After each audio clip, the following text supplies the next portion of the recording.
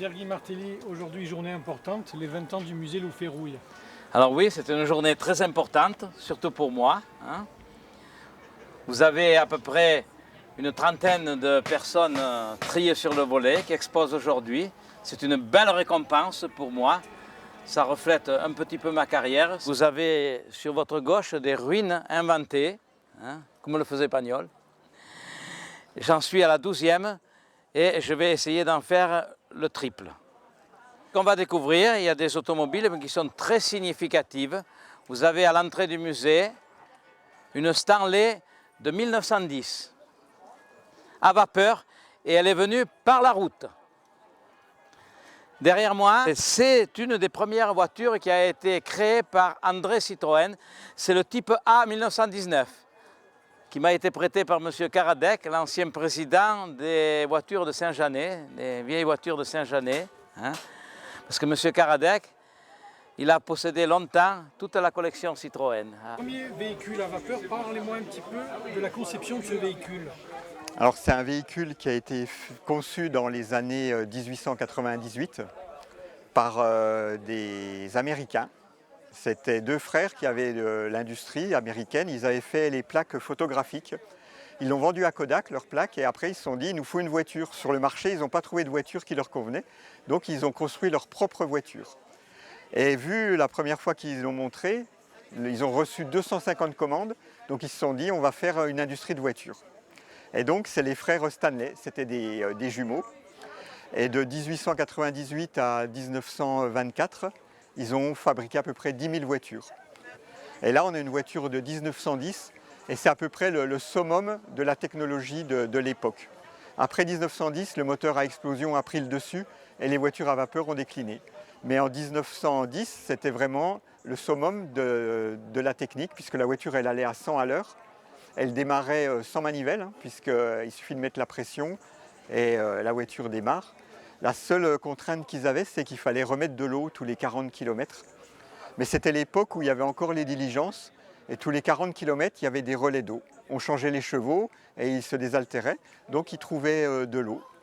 Et à ce moment-là, ils pouvaient recharger le réservoir d'eau, parce que la voiture consomme à peu près 250 litres d'eau au 100 et 50 litres de kérosène au 100. Mais c'était aussi la consommation à l'époque des voitures à pétrole, donc ça choquait personne.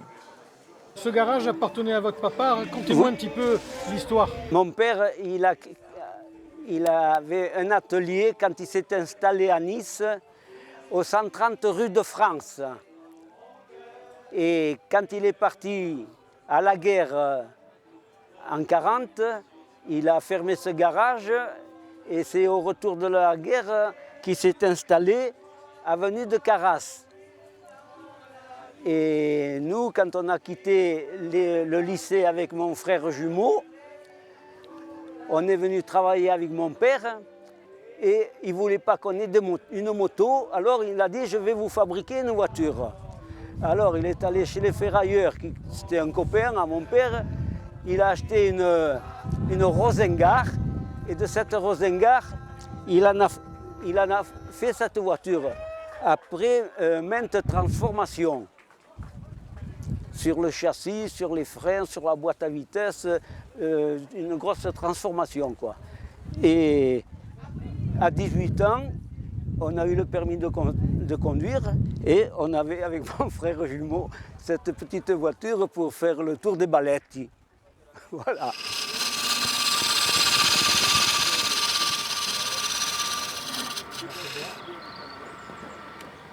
En quelques mots, parlez-moi un petit peu de votre métier. Alors, en fait, c'est du tournage sur bois. Nous, ce que l'on fait plus précisément, c'est du tournage d'art, c'est-à-dire que c'est plutôt des pièces uniques.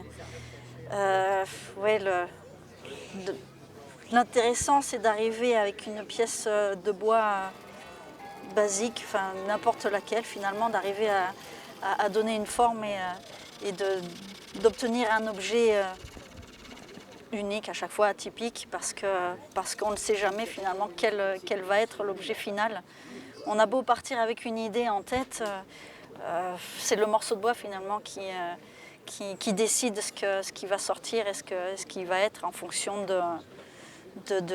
des défauts, des failles qu'il va révéler au fur et à mesure que l'on le tourne. On fait principalement des marchés, des démonstrations et des stages aussi pour faire découvrir cette passion qui est le tournage sur bois. Donc présentez-moi ce carillon. Alors ce carillon ambulant, il a été fait en 93-94 à l'initiative du conseil départemental. C'était pour montrer qu'il y a encore des sonneurs de cloches qui montent encore au clocher. Voilà, c'est donc on va dans les villages, on fait des prestations. On permet aussi aux enfants de montrer, de leur expliquer les cloches, la signification des cloches. Parce que souvent, il y a des personnes qui entendent des cloches qui ne savent pas pourquoi ça sonne. Et ils ne savent pas que c'est l'Angélus et le pourquoi à ce moment-là. Parce que les cloches, en fait, marquent le temps et l'espace de la journée. Le matin, le midi, le soir. Et c'est un temps liturgique. Donc la journée de la semaine, du mois, voire même de l'année. Et c'est vraiment, dans les villages, les cloches, c'est quelque chose de très important. Et c'est identitaire. Quand vous voyez dans un village complètement perdu, plein de cloches, vous vous dites qu'à un moment donné, ce village a été prospère. Présentez-moi le but de votre association. Alors le but de notre association, c'est de faire vivre les traditions, c'est de participer à des animations sur la commune de Saint-Étienne et de s'occuper des musées. Nous avons 4 musées à Saint-Étienne, donc nous nous occupons de les maintenir et de pouvoir les faire visiter aux gens de passage. Aujourd'hui, nous sommes venus pour faire le café d'orge que nous faisons traditionnellement dans toutes les manifestations. Ensuite, nous avons le cordonnier qui est en train de mettre des clous à des chaussures. Nous avons les tricoteuses et nous avons une vente de brochures, puisque nous faisons aussi des brochures sur la cuisine, sur les traditions, là on vient de finir une brochure sur les anciens commerces à Saint-Étienne. Parlez-moi de votre métier. Mon métier c'est faire de la vannerie sauvage. Voilà, je vais cueillir mes matériaux dans la forêt, dans la montagne, quoi, hein. J'achète rien. J'achète que le matériel, c'est-à-dire le couteau ou les petits trucs. Tout le reste, c'est tout cueilli dans la nature. Et je confectionne à base de châtaignier ou de noisetier et de sol. C'est du sol que je ramasse au bord de la rivière. Hein. C'est la famille du sol, on appelle ça le baiser. Et je tresse avec le noisetier. Le noisetier, on sort les tresses. Voilà, les tresses, je les sors à partir de ça. Je fais une petite entaille dans la tige et après,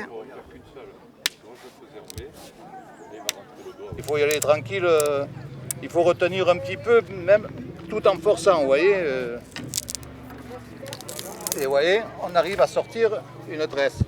Et après, on enlève l'écorce, parce qu'on ne tresse pas l'écorce, hein, on tresse le bois. Hein. Voilà. Avec une tige comme ça, si tout va bien, je peux tresser un panier complet. Je vais jusqu'au cœur. Parlez-moi de votre métier. C'est un métier que je pratique depuis, malheureusement, ça commence à faire un certain temps, même 40 ans quoi, là-dedans, et qui me vient familialement. C'est dans la famille, on fait matelassier depuis 4 générations, je suis la 4e génération. Et c'est mon arrière-grand-mère qui a commencé dans les années 1890-1900, on ne sait pas trop bien. Et puis ça a été son fils, mon grand-oncle, puis mon père, et puis moi-même. Et on continue à le faire Il y a eu des changements à chaque fois, à chaque période. Maintenant, grâce au retour sur le naturel, on arrive à ressortir notre épingle du jeu et de produire des matelas de laine en plus grand nombre qu'avant. On fait beaucoup de neuf maintenant, que ce soit en matelas de laine ou en sommier tapissier avec les ressorts. M. Dordeau, avant de commencer la chaise bleue, parlez-moi un petit peu de ce nouveau concept. Celui-là, Oui. elle ressemble à celle d'origine, dans toutes ses dimensions, exactement. Elle a été construite au nombre d'or. Mon père, qui était un autodidacte et qui n'est pas allé à l'école, il ne savait pas ce que c'était le nombre d'or. Hein. Moi, je l'ai appris quand j'avais 20 ans peut-être. Le nombre d'or cher à Pythagore. Et donc, quand ma fille a voulu que je reprenne la production de ces chaises, maintenant que je suis à la retraite, ça se voit, hein, j'ai voulu la refaire. J'ai voulu faire par le bureau d'études de l'entreprise une décomposition harmonique pour savoir comment elle était faite. Et c'est là qu'on a découvert qu'elle était faite au nombre d'or, qu'elle a été construite au nombre d'or. Mon père, il ne savait pas ce que c'était le nombre d'or, Pythagore, il ne le connaissait pas plus. Et quand on a vu que c'était vraiment le nombre d'or, on a peaufiné les petites dimensions. Parce que mon père, il avait le plan dans la tête.